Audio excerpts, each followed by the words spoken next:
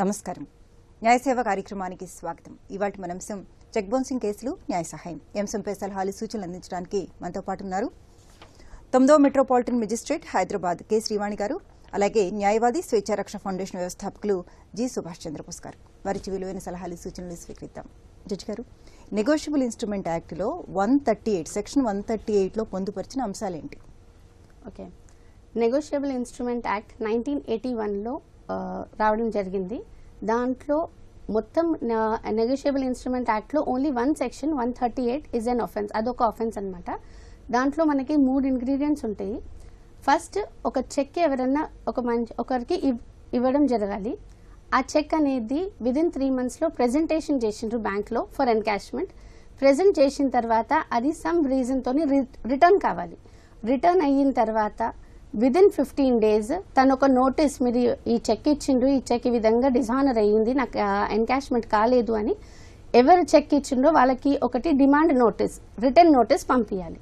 Notice పంపించిన తర్వాత వాళ్ళకి అందిన వెంటనే విదిన్ అట్లీస్ట్ ఒక 15 days వెయిట్ చేయాలి. తన రిటర్న్ అమౌంట్ ఇస్తారా, లేదు అంటే వాళ్ళు ఏమైనా రిప్లై ఇస్తారా అని 15 days వెయిట్ చేసిన తర్వాత ఆఫ్టర్ విదిన్ 1 month వాళ్ళు ఒక కేసు ఫైల్ చేయడం జరుగుతుంది. సో ఇక్కడ ఫస్ట్ థింగ్ ఏంటి అంటే, నార్మల్ మనకి ఎన్ఐ యాక్ట్లో చెక్ అని చెప్తారు, బట్ అది ఏం చెక్, క్రాస్డ్ చెక్ వస్తుందా, సెక్యూరిటీ చెక్ వస్తుందా, పోస్ట్ పెయిడ్ చెక్ వస్తుందా అని. సో హానరబుల్ సుప్రీంకోర్టు మన చాలా జడ్జిమెంట్స్లో క్లియర్గా ఒక సెక్యూరిటీ చెక్ అయినా, పోస్ట్ డేటెడ్ చెక్ అయినా, లేదు అంటే ఇన్కంప్లీట్ చెక్ అంటే నేను ఓన్లీ సంతకం పెట్టినా అంటారు, అట్లాంటి చెక్ అయినా, క్రాస్డ్ చెక్ అయినా, ఎవ్రీథింగ్ ఇదంతా 138 కింద వస్తుంది అని.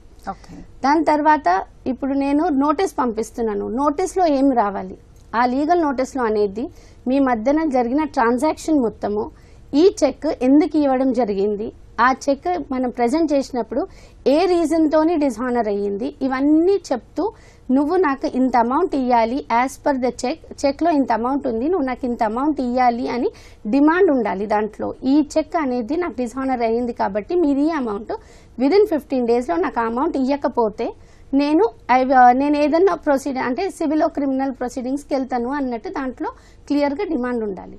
ఓకే. సో చెక్ రిటర్న్ అయ్యింది, రిటర్న్కి రీజన్స్ ఏముండాలి, ఇన్సఫిషియెంట్ ఫండ్స్ అంటే మీ అకౌంట్లో అంత డబ్బులు లేవు, లేదంటే మీరు స్టాప్ పేమెంట్ చేసిండ్రు, నేను ఈ చెక్ ప్రెజెంటేషన్ అయినప్పుడు నేను ఈ అమౌంట్ ఇవ్వద్దు అని బ్యాంకుకి ఇన్స్ట్రక్షన్స్ ఇచ్చినాము.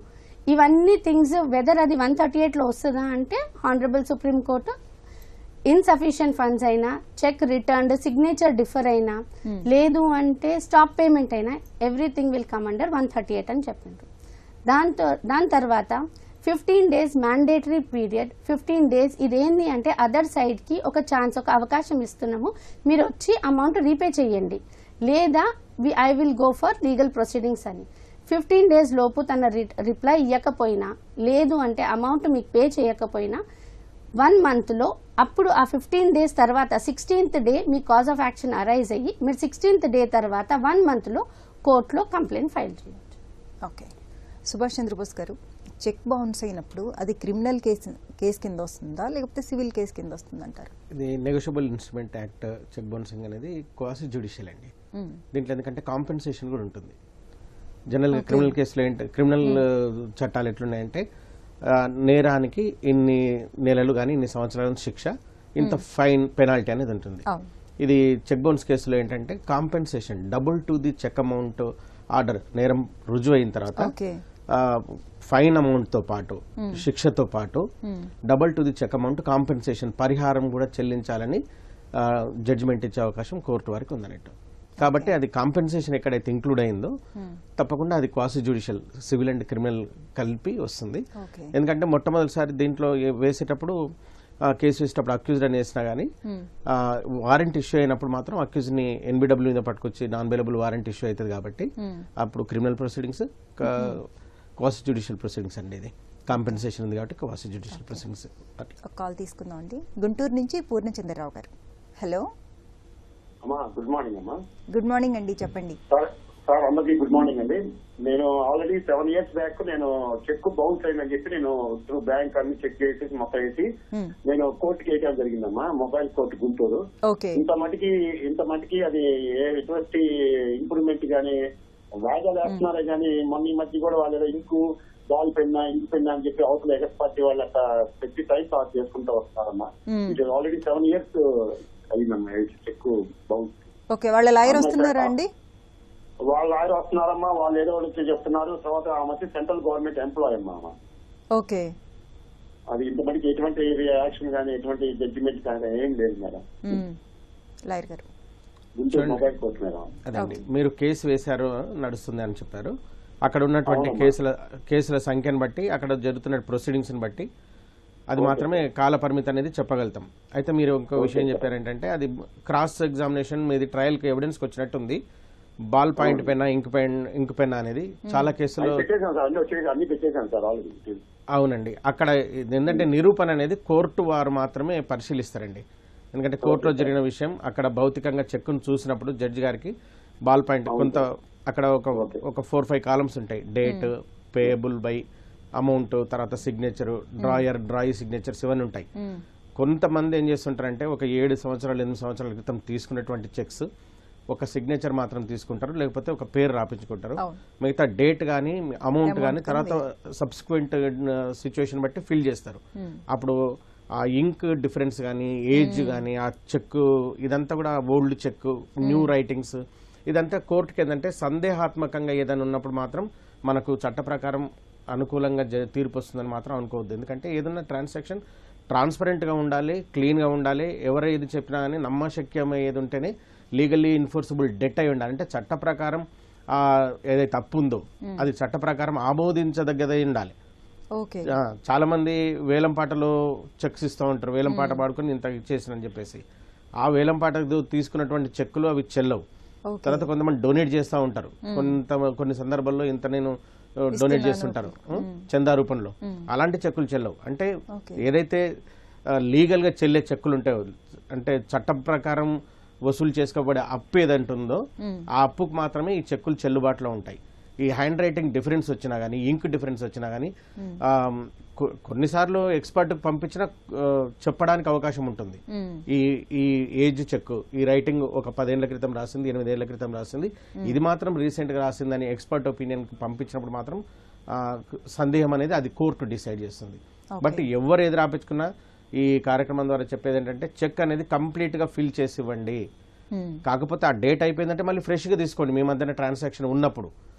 కానీ వాళ్ళు నమ్ముతున్నాము, మాకు ఇచ్చారు, మేము అక్కడ పెట్టుకున్నాము, తర్వాత డేట్ దాటిపోయింది, మేమేం చేయలేకపోతున్నాం అంటే మాత్రం ఆ డిఫరెన్స్ దాటిపోయిందంటే మాత్రం చట్టం కూడా హెల్ప్ చేయలేదు. చెక్ మాత్రం ఫుల్ అండ్ ఫైనల్ గా మొత్తం ఒకే వ్యక్తితో రాపియండి. కొన్నిసార్లు లింక్ డిఫరెన్స్ ఉంటుంది, హ్యాండ్ రైటింగ్ డిఫరెన్స్ ఉంటుంది. అప్పుడు చెక్ ఇచ్చిన వాళ్ళు అంటారు నేను ఇచ్చినప్పుడు ఇచ్చేసినా, డబ్బులు ఇచ్చేసినా, ఏదో మిస్ప్లేస్ అయింది, ట్రస్ట్ లో నేను ఉంచుకోండి అని చెప్పేసిన, నాకు ఇవ్వలేదు, తర్వాత వాళ్ళు ఫిల్ చేసుకుని ఇచ్చారంటే ఆ ఛాయిస్ ఇచ్చినా గానీ చట్టం ఉపేక్షించబడదు. అక్కడ డిఫరెన్స్ లేనప్పుడు చట్టం ఉపేక్షించబడదు. డిఫరెన్స్ ఉన్నప్పుడు కొంత సస్పిషియస్ సర్కమ్స్టాన్సెస్ లో ఎక్స్పర్ట్ ఒపీనియన్ తీసుకొని కోర్టు వారి విచక్షణ పరిస్థితులను పట్టుకొని తీర్పు ఇవ్వడం జరుగుతుందండి. కోర్టులో ఉంది కాబట్టి మీరు కోర్టులో పరిశీలించుకోవచ్చు. మరో కాల్ తీసుకుందాం అండి. పశ్చిమ గోదావరి నుంచి ఏసురత్నం గారు. హలో నమస్తే అండి, చెప్పండి. మేడం నమస్తే. మేడం నమస్తే అండి. ఉంది అండి పశ్చిమ గోదావరి. ఓకే మేడం, మాకు ఒకళ్ళకి జాబ్ కోసం అని చెప్పి కొంత డబ్బు కట్టే ప్రక్రియలో నేను మధ్యవర్తిగా ఉన్నానండి.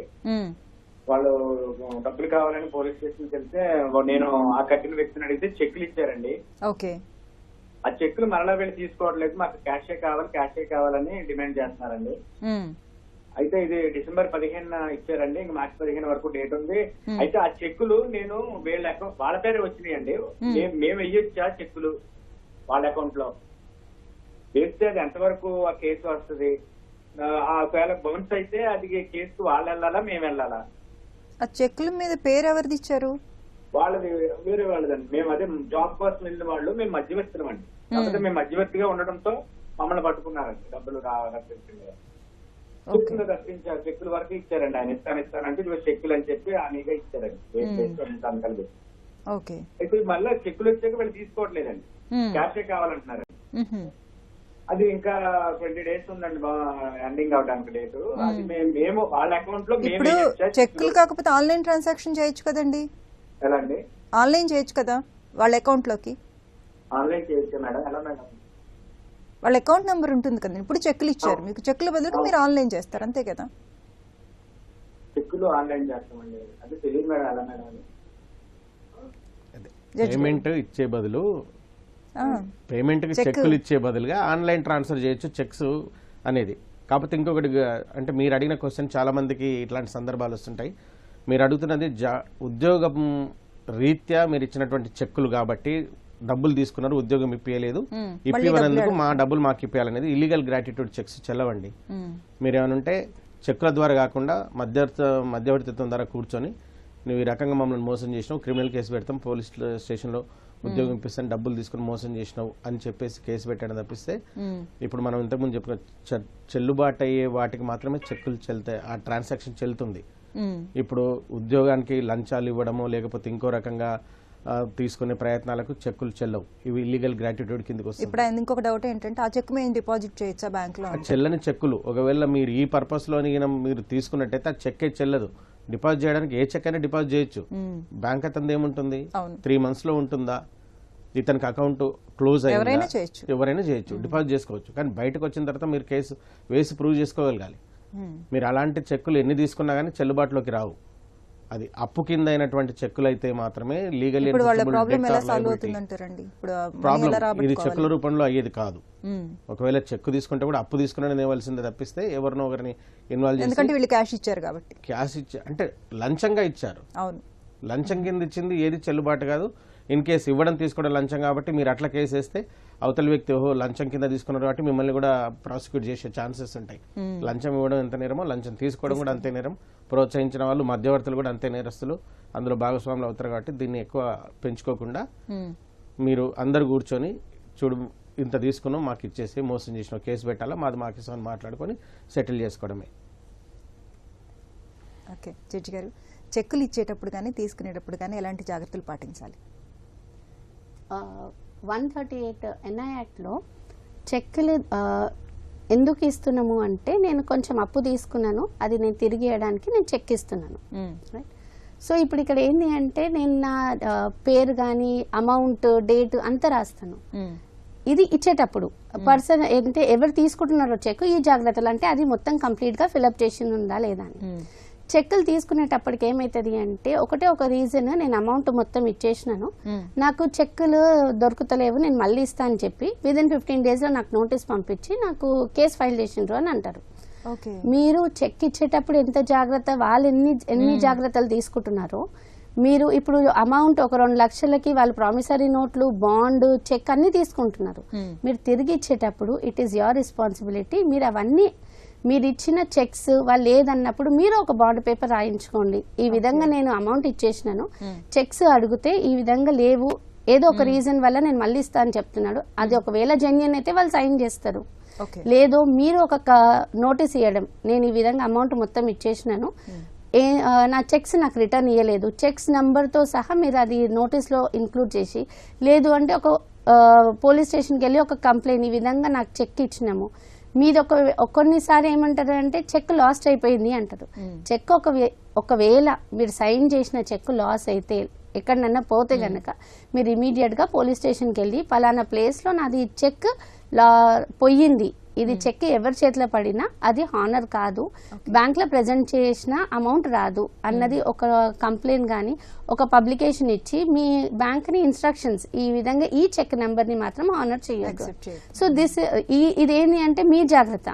మీరు ఒకవేళ అమౌంట్ రిటర్న్ ఇచ్చేసి వాళ్ళు చెక్ ఇవ్వకపోతే these are the differences you can take. అది మీరు తీసుకోవచ్చు. మరి కాల్ తీసుకుందాం అండి.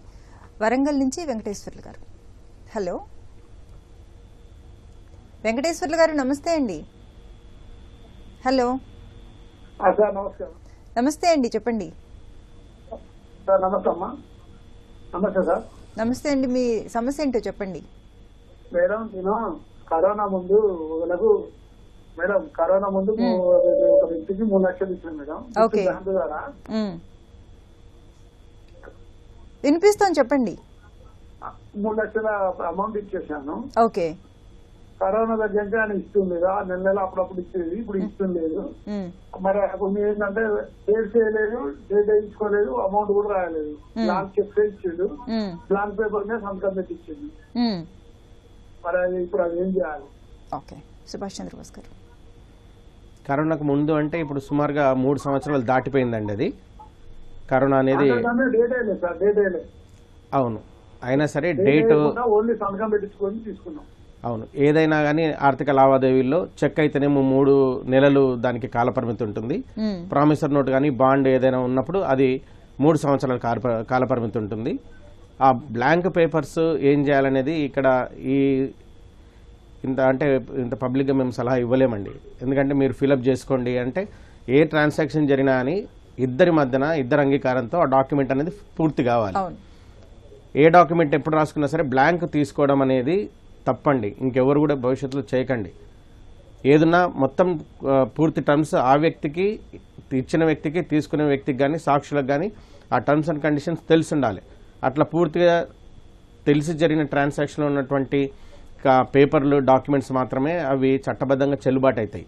ఇప్పుడు అతను వ్యక్తిగతంగా అతనిచ్చి వేలు ముద్రలు పెట్టి ఓ రాత రాసిచ్చి బ్లాంక్ మొత్తం పైన ఉంది అన్నప్పుడు అతనికి తెలియకుండా మీరు ఏ కంటెంట్ రాసినా కానీ అది క్రియేటెడ్ ఫోర్జ్డ్ డాక్యుమెంట్గా పరిగణించాలని అత్యున్నత సర్వోన్నత న్యాయస్థానాలు చెప్పడం జరిగింది. అలాంటి తీర్పులు ఉన్నాయి. ఆ వ్యక్తికి తెలిసి మళ్ళీ పిలిపించుకొని తీసుకోండి. అతను ఇవ్వడు సార్ అంటే వీటిని ఎట్లా యూజ్ చేసుకోవాలనేది మీరు ఒక లాయర్ దగ్గరికి వెళ్ళండి. లాయర్ గారు మీకు చెప్తారు ఏ రకంగా 420 కేసు పెట్టాలా, లేకపోతే మిమ్మల్ని దురుద్దేశంతో మోసం చేసి పెట్టాలనేది లాయర్ గారు చెప్తారు. అట్లాగా మీకు ఎవరు లాయర్ తెలియని వాళ్ళు అంటే ప్రతి జిల్లా కోర్టులో లీగల్ సర్వీసెస్ అథారిటీ, న్యాయ సేవాధికార సంస్థ అనేది ఒకటి ఉంటుంది. అక్కడ వెళ్ళి నాకు ఇట్లా జరిగిందండి, బ్లాంక్ ఇచ్చారు, ఇప్పుడు నేను వీటిని ఏం చేయాలి, ఏ రకంగా నేను ప్రొసీడ్ కావాలని మీరు అట్లా అప్రోచ్ చేయండి. కానీ అవతల వ్యక్తికి తెలియకుండా బ్లాంక్ డాక్యుమెంట్స్ కంప్లీట్గా ఫిల్ చేసి అవి చేయడం అనేది మాత్రం సమంజసం కాదు. ఈ ముఖంగా కూడా మేము ఇంతకంటే న్యాయం ఇదే అండి. మరొక కాల్ తీసుకుందాం అండి. భువనగిరి నుంచి మీనా గారు. వాళ్ళు ల్యాండ్ డాక్యుమెంట్ కూడా పెట్టింది సార్ నా దగ్గర. అవన్నీ కూడా మీరు లాయర్ గారి దగ్గరికి వెళ్ళండి, లేకపోతే లీగల్ సర్వీసెస్ అథారిటీ వాళ్ళ దగ్గరికి, న్యాయ సేవాధికార సంస్థ దగ్గరికి వెళ్ళండి. వాళ్ళు ఇచ్చినటువంటి కొలేటరల్ సెక్యూరిటీ ల్యాండ్ డాక్యుమెంట్స్ పెట్టినా, ఈ బ్లాంక్ పేపర్స్ ఇచ్చినా వీటిని ఉపయోగించుకొని మీరు ఏ విధంగా మీ డబ్బులు రాబట్టుకోవచ్చు, అతని మీద ఏ రకమైన క్రిమినల్ కేసు వేయచ్చు, లేకపోతే ఇంకే రకమైన లిటిగేషన్ లేకుండా ఆ లిమిటేషన్ వచ్చేటట్టు ఏం చేయాలనేది మీకు లాయర్ గారు చెప్తారండి. ఓకే, భువనగిరి నుంచి మీనా గారు. హలో, నమస్తే మేడం. నమస్తే అమ్మ, చెప్పండి. అయితే మరి భువనగిరి అమ్మ, నా పేరు మీనా. ఓకే, మేము ఒక 9 సంవత్సరాల నుంచి కోర్టుకు తిరుగుతున్నామమ్మా. కానీ మేము పెట్టుకున్న లాయర్లు మైనతో కాంప్రమైజ్ అయ్యి కేసు కొట్టేస్తున్నారమ్మా. కేసులు కొట్టేటప్పుడు కూడా చెక్ బౌన్సింగ్ కేసా అమ్మా? చెక్ బౌన్స్ అయిందా? చెక్ ఓకే అయింది మేడం, ఆర్డర్ కూడా పాస్ అయింది మేడం. అయితే ఆ లాయర్లు ఏం చేసినట్టమ్మా, రైమ్ వసూలు లాయర్ 2018లో మేము వేసినాం. అయితే 2018 ఆర్డర్ పాస్ అయింది, అదే సంవత్సరం కేసు కొట్టేసారు. కేసు కొట్టేసినాక మాకు తెలియదు మేడం అవన్నీ. కానీ కేసు కొట్టేసినాక మళ్ళీ మేము 2024 దాకా మేము తిరుగుతూనే ఉన్నాం. జడ్జి మేడం, కవిత మేడం. అయితే మేము తిరుగుతూనే ఉన్నాం. ఒకసారి 10,000, ఒకసారి 5,000, ఒకసారి 5,000 ఇప్పించారు. అక్కడ తిరుగుతూనే ఉన్నాం, చేస్తున్నాం. మా ఆయన పక్షవాతం వచ్చిందని చెప్పారు. మాతో 20 లక్షలు ఇప్పిస్తారని చెప్పి సంతకాలు పెట్టించుకున్నాం మేడం. మాకు అవన్నీ తెలియదు. మాకు ఎందుకు న్యాయం జరగలేదని చెప్పి మేము మొన్న హైకోర్టుకు వస్తాం మేడం. హైకోర్టుకు కంప్లైంట్ ఇవ్వడానికి వస్తే, అమ్మా మీ కేసు 2019లో కొట్టేసారమ్మా, మీరు 2024 దాకా ఎందుకు కూడా తిరిగిరంటే, అది తిరిగినాం సార్, 2021 10,000 ఇప్పించారు మాకు. మేడం గారు అటెండ్ అయిన నెల వాయిదా ఇచ్చారు అంటే, అదేంటమ్మా కేసు కొట్టేసినాక మీరు ఎట్లా పోతారు, జడ్జి మేడం ఎట్లా మిమ్మల్ని పిలిపించింది కవిత మేడం, ఏంటి మీది కేసు అర్థమైతలేదు అంటే, మాకు అదే తెలియదు సార్, మాకు ఇవ్వండి, ఇళ్ళ పనిచేస్తాను. మా ఆయన గవర్నమెంట్ ఎంప్లాయీ సార్, మాకు ఇవ్వమంటే మాకు ఇస్తలేడు. మేము పెట్టుకున్న లాయర్తో కాంప్రమైజ్ అయ్యి ఇట్లా కేసులు కొట్టేపిస్తుందమ్మా. సరే అది పోనీ అనుకుని ఊరుకుంటే, మొన్న 11 కానీ 2 క్రిమినల్ కేసులు ఉండమ్మా. క్రిమినల్ కేసు పీటీ మేడం ఉండే, సౌజన్య మేడం, ఆమె కూడా మాకు తెలియకుండా మొన్న 11 2 కేసులు కొట్టేపిస్తుందమ్మా. మా సంతకం లేకుండా ఏం లేకుండా రూపాయి కూడా ఇప్పలేదమ్మా. నాకు పిల్ల పెళ్లికి ఉన్నదమ్మా, నా కొడుకు యాక్సిడెంట్ అయ్యి కాలు పోయిందమ్మా. ఎంత అమౌంట్ అమ్మా? మేము 20 లక్షలు చేసినామమ్మా. 20 లక్షలకి 20 లక్షలు ఇప్పిస్తామని చెప్పారు. ఇప్పిస్తామని చెప్పి సంతకం పెట్టిస్తారు, సంతకం పెడితే కేసు కొట్టేస్తారు, డబ్బులు ఇస్తామంటే సరే నిజమని మాకు చదువు రాదు పెట్టాం. పెట్టినాక లోపలికి పోయినాక జడ్జి మేడం అంటే 10,000 ఇప్పిస్తారమ్మా. అది అదేంటి 10,000 ఇప్పిస్తారు మీరంటే ఆయన డబ్బు తీయలేదంట, డబ్బు తీయలేదంట అనుకోకుండా వచ్చింది కాబట్టి మళ్ళీ చేస్తాడు ఇస్తాడు అని చెప్పి అట్టు చేసేది.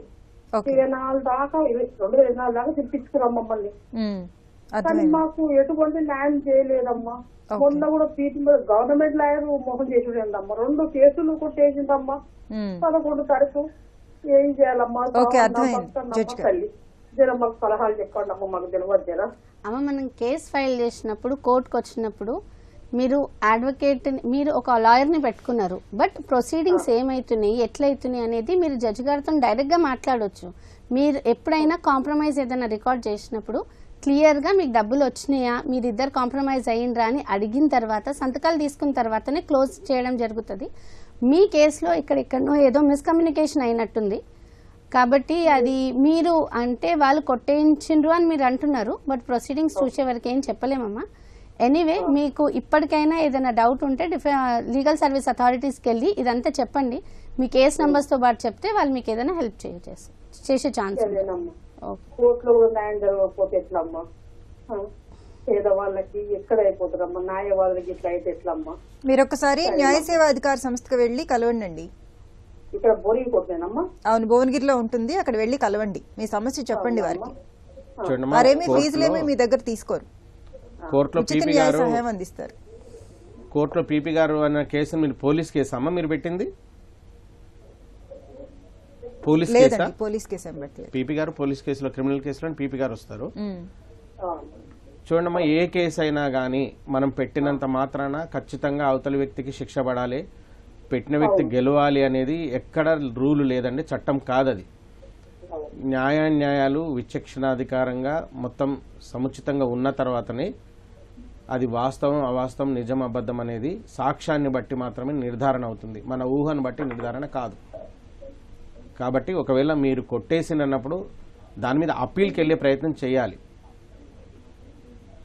సాక్ష్యాలు లేనిది ఏ కేసు నిరూపణ కానప్పుడు ఎవరికి శిక్షలు పడవు.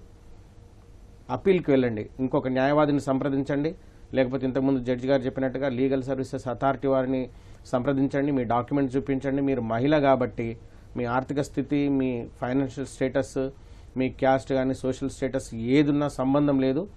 ఏ స్థాయిలో ఉన్న వాళ్ళకి కానీ లీగల్ సర్వీసెస్ అథారిటీ నుండి మహిళలందరికీ ఉచితంగా ఒక న్యాయవాదిని ఏర్పాటు చేయడం జరుగుతుంది. వాళ్ళకు మీరు ఒక్క రూపాయి కూడా ఫీజు ఇచ్చే అవసరం లేదండి. ఆ రకంగా మీరు అప్పీల్ ఫైల్ చేసుకోండి. అప్పీల్ ద్వారా మళ్ళీ మీకు ఏమైనా న్యాయం జరిగే అవకాశం ఉంటే చూసుకోండి. హైదరాబాద్ నుంచి శ్రీనివాస్ గారు. హలో హలో ఓకే జడ్జి గారు, చెక్ని క్రాస్ చేసి ఇవ్వాలంటారా? ఇవ్వకపోవడం వల్ల వచ్చే ప్రాబ్లమ్స్ ఏంటి? నార్మల్గా క్రాస్డ్ చెక్ ఏంటి అంటే అది ఎన్కాష్ కాదు, అకౌంట్లోనే డబ్బులు పడతాయి. సో మనకి ఇప్పుడు ఎన్ఐ యాక్ట్లో 2 జ్యూరిస్డిక్షన్స్ అంటే ఏ కోర్టులో ఫైల్ చేయాలి అని. ఫస్ట్ ఏంటి అంటే మనం ఎక్కడ ప్రెజెంట్ చేసినామో మన అకౌంట్ ఎక్కడ ఉందో అక్కడ ప్రెజెంట్ చేస్తాం. క్రాస్డ్ చెక్ ఇంకొక జ్యూరిస్డిక్షన్ ఏంటి అంటే మీరు ఎన్కాష్ చేయడానికి ఎక్కడి నుంచి అది తన ఏ చెక్ ఎస్బీఐ ఏ బ్రాంచ్ నుంచి ఇచ్చిందో అక్కడికి వెళ్ళి మనం ప్రెజెంట్ చేస్తాం.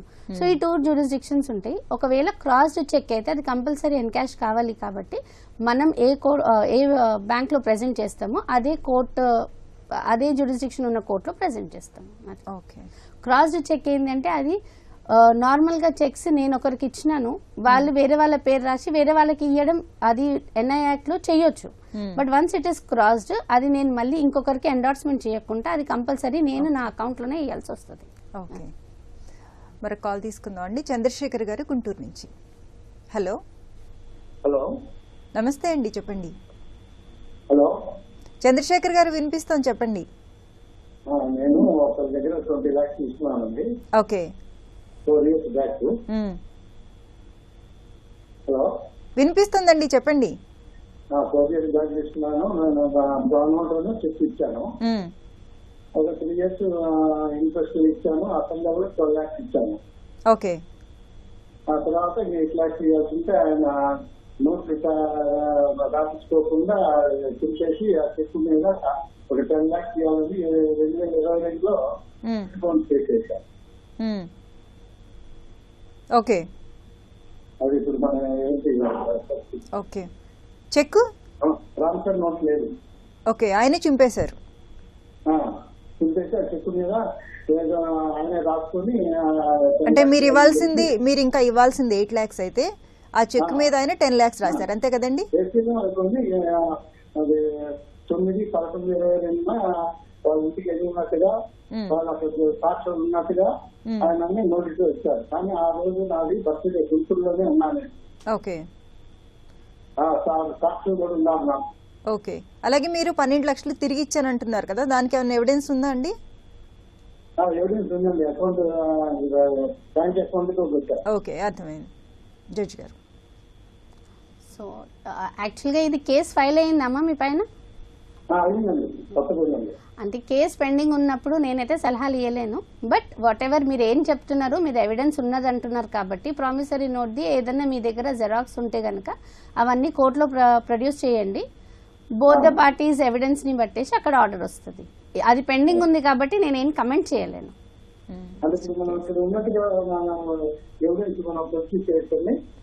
అవునమ్మా, మీరు యాక్చువల్గా ఏంటంటే మీ లాయర్ ఇచ్చిన సలహాల పైన మీరు అక్కడ కేసులో అది అక్కడ ఏముంది పెండింగ్ నాకు తెలియదు కాబట్టి, బికాజ్ ఇట్ ఈస్ పెండింగ్, అది ఇంకా పెండింగ్ లిటిగేషన్ కాబట్టి I cannot comment on it.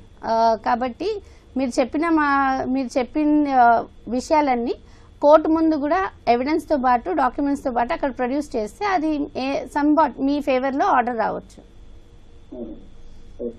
మరో కాల్ తీసుకుందాం అండి. కడప జిల్లా నుంచి సత్య గారు. హలో. హలో సార్, మేడం నమస్తే అండి, చెప్పండి.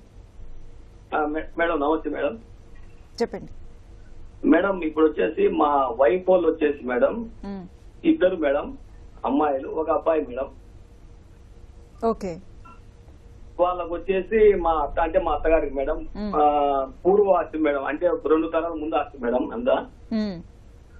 దాంట్లో మా వైఫ్ కూడా ఈ రోజు మనం మాట్లాడుకుంటుంది చెక్కుల గురించి అండి. చెక్కులకు సంబంధించిందేనా ఇది? మేడం చెక్కుల గురించి మాట్లాడుకుంటున్నాం మనం ఈరోజు. చెక్ బౌన్సింగ్ కేసులు మాట్లాడుకుంటున్నాము. కాదు మేడం. ఓకే. సుభాష్ చంద్రబోస్ గారు, చెక్ ఏ కారణాలతో రిజెక్ట్ అవ్వచ్చు, బౌన్స్ అవ్వచ్చు? ఓకే అండి. మనం చెక్ ప్రజెంట్ చేసినప్పుడు ఇన్సఫిషియెంట్ ఫండ్స్ అంటే చెక్ అమౌంట్కి సంబంధించి అందులో నిధులు సమకూర్చే విధంగా నిధులు లేనట్టుగా, లేకపోతే అకౌంట్ క్లోజ్డ్ అని, సిగ్నేచర్ డిఫర్స్ అని, స్టాప్ పేమెంట్స్ అని, అంటే దాంట్లో కొన్ని ఇంతకుముందు మిస్ప్లేస్ అయిన చెక్ అన్నప్పుడు జడ్జి గారు చెప్పినట్టుగా చెక్ మిస్ప్లేస్ అయినప్పుడు స్టాప్ పేమెంట్ అని, లేకపోతే చెక్ అమౌంట్ అతనికి ముట్టినప్పుడు మన దగ్గర ప్రూఫ్ లాంటిది ఉన్నప్పుడు అతను మళ్ళీ ప్రజెంట్ చేస్తాడేమని, ఇలాంటి ప్రూఫ్ ఉన్న వాటికి బ్యాంక్ మేనేజర్కి ఆ శాఖ వారికి స్టాప్ పేమెంట్ చేయండి అని చెప్పడం. సిగ్నేచర్ డిఫర్స్ కావాలని కొంతమంది కావాలని సిగ్నేచర్ రాంగ్ పెడుతుంటారు. అది ఉంది, క్రిమినల్ ఇంటెన్షన్, అది వాళ్ళ లోపల దురుద్దేశం ఉన్న వాళ్ళు మోసం చేయాలనుకున్నప్పుడు సిగ్నేచర్ డిఫర్స్ అనేటప్పుడు, ఫెయిర్ ట్రాన్స్పరెంట్గా లేనప్పుడు ఎలాంటి మోసం చేయాలనుకున్నప్పుడు సిగ్నేచర్ డిఫర్స్ ఉంటాయి. కొంతమంది చెక్ బుక్ ఉంటుంది, అకౌంట్ క్లోజ్ చేసి ఉంటుంది, అలాంటి సందర్భాలు. రామేశ్వరరావు గారు అనకాపల్లి నుంచి. హలో. హలో రామేశ్వరరావు గారు, చెప్పండి. నమస్తే అండి. నమస్తే అండి. అదే చెక్ ఒకరు ఇచ్చారండి, ఏజెన్సీ ఇదండి చెక్, అది క్లోజ్ చేశారండి. ఓకే. అది వాళ్ళు చెక్ ఇచ్చింది అంటే అతను ఒక ఏజెన్సీ రన్ చేస్తున్నారు, అది పేరు అదే, ఆయన క్లోజ్ చేసిన ఏజెన్సీ కూడా చెక్ ఇచ్చింది ఇప్పటి వరకు కూడా క్లియరెన్స్ కి వేద్దామంటే అది ఆయన అడ్రస్ గట్రా లేదండి, ఆయన ఎక్కడ లేరు. అది మేము ఏం చేయాలి అన్నది. ఏజెన్సీ అంటే అండి ఏ ఏజెన్సీ? అంటే మెడికల్ ఏజెన్సీ అండి అది. ఓకే. అది మెడికల్ ఏజెన్సీ వాళ్ళు చెక్ ఇచ్చిన తర్వాత అకౌంట్ క్లోజ్ చేశారు. సంవత్సరాలు అయింది. ఒక దగ్గర ఒక 50,000 60,000 దాకా ఇవ్వాలి. ఓకే. అది మేము వేద్దామంటే అడ్రస్ ఆయన ఫోన్ ఎత్తట్లేదు, ప్లస్ అడ్రస్ సేమ్ ప్లేస్ లో లేరు. మేము అది ఫోన్ చేసి అది అడ్రస్ ఏ విధంగా పంపించాలి, నోటీస్ ఏం చేయాలన్నది తెలుసుకుందామని ఫోన్ చేశారు. సో ఇప్పుడమ్మా మీకు చెక్ ఇచ్చినప్పుడు తన ఏ అడ్రస్ లో ఉన్నాడో అదే అడ్రస్ కి నోటీస్ పంపిస్తాము. ఒక థింగ్ ఏంది అంటే తన అడ్రస్ మార్చినప్పుడు మీకు చెక్ ఇచ్చిండు కాబట్టి ఇన్ఫార్మ్ చేయాలి, వాళ్ళ రెస్పాన్సిబిలిటీ అది. నేను ఇక్కడ కాదు, నేను నా అడ్రస్ మారుస్తున్నా అన్నట్టు. ఒకవేళ ఇక్కడ అడ్రస్ మొత్తం క్లోజ్ చేసి వెళ్ళిపోయారండి ఆయన అక్కడి నుంచి. చాలా మందికి డబ్బులు ఇవ్వాలి. ఓకే. సో నార్మల్గా ఎప్పుడైనా ఏ ఏజెన్సీ అయినా వాళ్ళ రిజిస్టర్డ్ ఆఫీస్ ఉంటుంది, వాళ్ళు అది మార్చినప్పుడు క్లోజ్ చేసినప్పుడు కంపల్సరీ చెక్ ఇచ్చిన వాళ్ళకి ఇన్ఫామ్ చేయాలి. ఇన్ఫామ్ చేయట్లేదు, చెప్పకుండా మొత్తం క్లోజ్ చేసుకొని వెళ్ళిండ్రు అంటే it is also an offence. అంటే వాళ్ళు కావాల్సుకొని ఆ చెక్ అమౌంట్ ఇవ్వద్దు అని వాళ్ళు అడ్రస్ మారుస్తున్నట్టు. బట్ వాళ్ళ రిజిస్టర్డ్ అడ్రస్ ఎక్కడుందో మీరు ఆ ప్లేస్కి నోటీస్ పంపిస్తారు. ఓకే అండి, థ్యాంక్ యూ సో మచ్. న్యాయ సలహా కోసం మీరు సంప్రదించవలసిన మా మెయిల్ ఐడి nyayaseva@gtv.co.in. వచ్చే శనివారం 9:30 న్యాయసేవ కార్యక్రమంలో మళ్ళీ కలుసుకుందాం. అంతవరకు సెలవు, నమస్కారం.